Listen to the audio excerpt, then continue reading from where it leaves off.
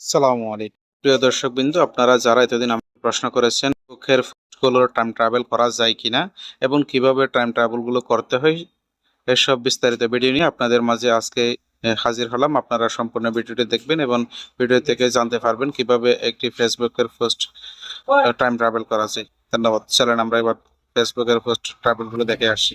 এখন দেখতে পাচ্ছেন দেশব্যাপী ভাইরাল ব্যক্তি ছাগলকাণ্ডের একটি পোস্ট। আমি পোস্টটি করেছিলাম 1997 এবং 2004 সাল দিয়ে। এরকম একটি টাইম ট্রাভেল ফেসবুকের টাইম ট্রাভেল পোস্টে যদি আপনারা দেখতে চান এবং ভিডিওটি কন্টিনিউ করেন, আমি আজকে এরকম আরেকটি ভিডিও আপনাদেরকে উপহার দেব।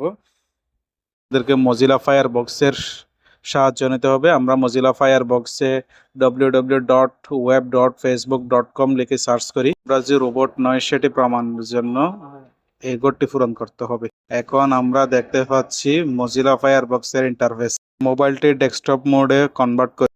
পেজের ফেসবুক লগ ইনে আমরা ক্লিক করি এবং ফেসবুকটি লগ ইন করি। সেখান থেকে আমরা একটি পোস্ট করি। এবার আমরা আমাদের ইচ্ছে মতো একটি টাইম দিই। এখন আমরা দেখতেছি আউটপুট। ভিডিওটি এখানে শেষ করছি।